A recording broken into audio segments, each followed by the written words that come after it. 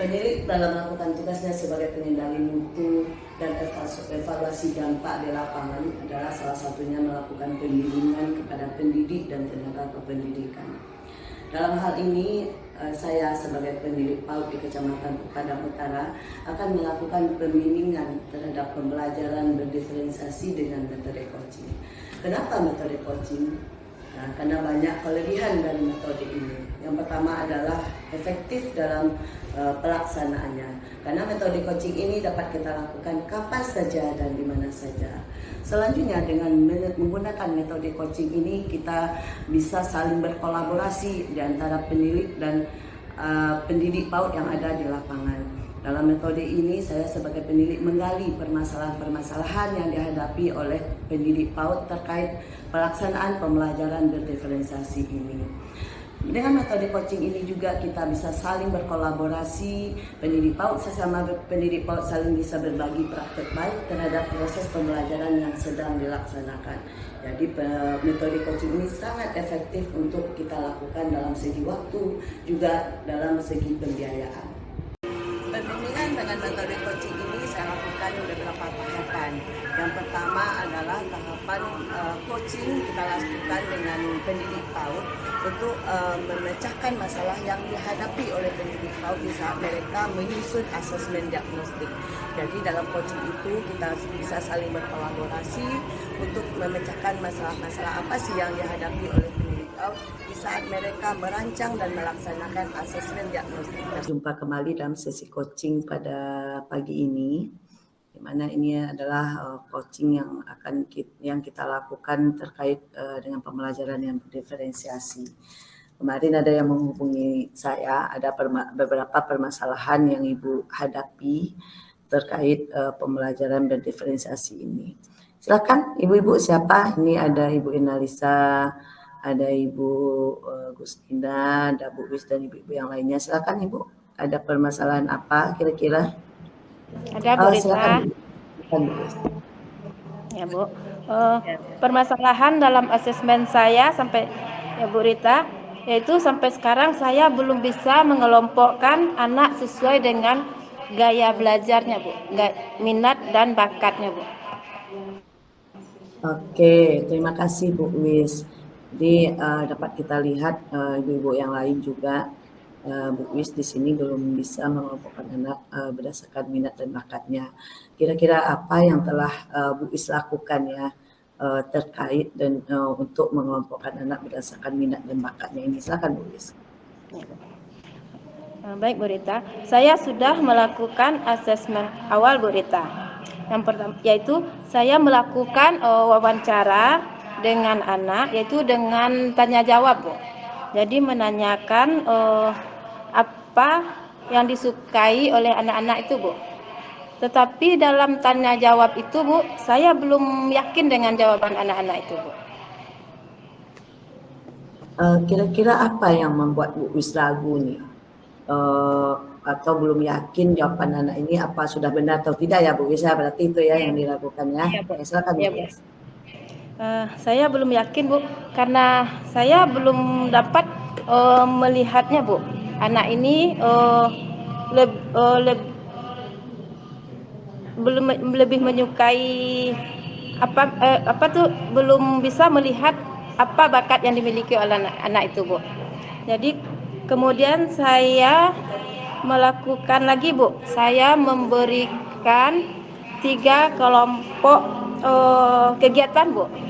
Yang pertama yaitu visual, kemudian kinestetik, kemudian auditory. Pada coaching kali ini kita melakukan tentang pembahasan masalah perencanaan pembelajaran berdiferensiasi. Dalam coaching ini kita lihat pendidik PAUD mengungkapkan bermacam permasalahan yang mereka hadapi terkait perencanaan pembelajaran. Yang diantaranya adalah yang pertama, pendidik PAUD belum bisa memetakan bagaimana kebutuhan anak dalam mengikuti pembelajaran, bakat dan minat anak, serta gaya belajar anak. Juga seperti itu kira-kira Bu Lisa. Oke, terima kasih Bu Rita. Mungkin untuk ini jawabannya untuk kucing kita hari ini alhamdulillah sudah agak nampak ini ya solusinya dengan kita bincang-bincang saat ini. Terima kasih Bu Rita. Ya, sama-sama. Silakan lagi siapa? Bu Eni, silakan Bu Eni. Ya, terima kasih kepada Bu Rita dan juga Bu Lisa. Sehubungan dengan kendala dari Bu Lisa tadi, memang hampir sama dengan keadaan lembaga yang ada di tempat saya sendiri. Memang dalam penyusunan perencanaan itu kadang-kadang ada yang memang tidak sesuai dengan kegiatan pelaksanaan. Kenapa? Karena ya seperti kami kan, karena memang keterbatasan alat media atau APE yang tersedia di sekolah.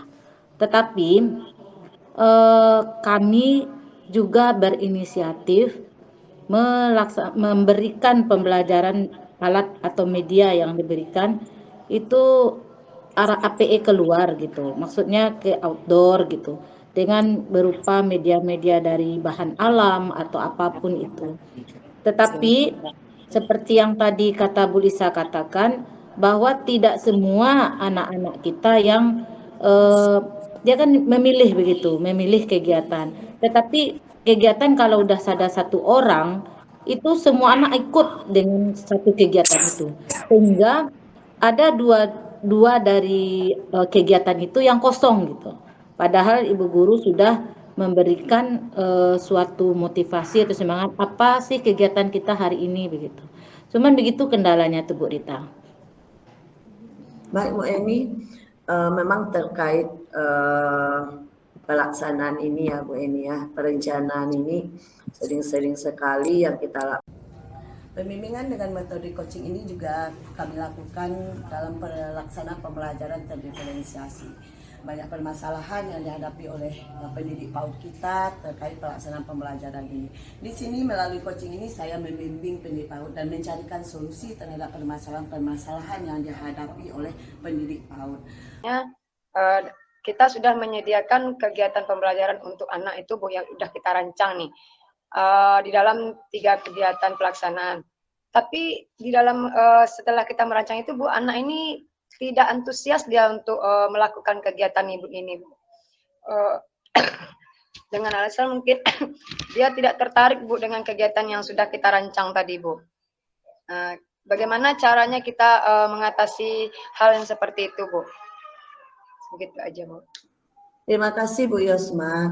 Jadi seperti yang telah kita bicarakan terlebih dahulu, ibu-ibu dalam merancang pembelajaran sesuaikanlah dengan bakat minat anak tadi.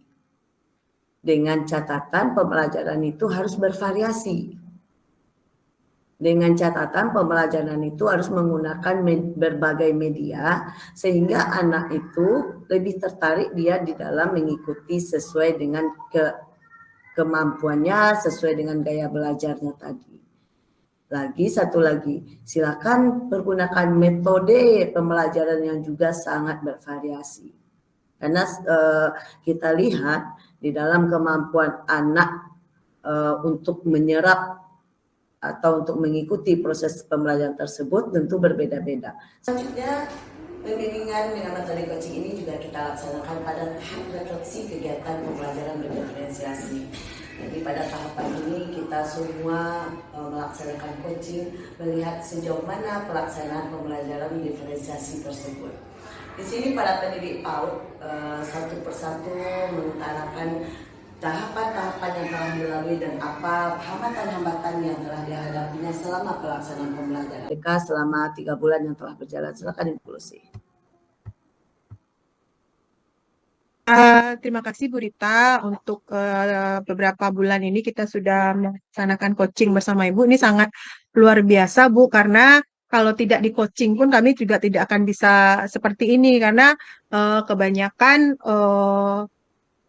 biasanya cuma mengasih tahu aja, habis itu tidak ada feedback lagi ke kitanya, bagaimana kesulitan kita, bagaimana kesulitan dan apa yang udah kita laksanakan selama implementasi kurikulum. Jadi sangat bagus sekali ini Bu, karena kami dibantu sama Bu Rita eh, untuk menjalankan kurikulum Merdeka ini dan tidak dilepas saja gitu. Jadi kalau untuk refleksi ini sangat bagus dan kami juga bisa merefleksi diri di mana kami nanti kekurangannya akan kami tambahkan dan mungkin kalau ada lagi juga kekurangan mungkin kami juga belajar mencari tahu bagaimana ke depannya nanti itunya. Jadi terima kasih Bu Rita sudah mengcoaching kami sampai sejauh ini. Untuk refleksinya mungkin apa kendala kami juga sudah sudah bisa ini kan Bu, sudah bisa diapakan ya namanya itu kesulitan itu sudah bisa diatasi atas kerjasama Ibu dan juga kerjasama guru di sekolah. Mungkin itu saja Bu. Terima kasih. Terima kasih Bu Lucy atas refleksinya. Apa Bu Wisda belum masuk ya?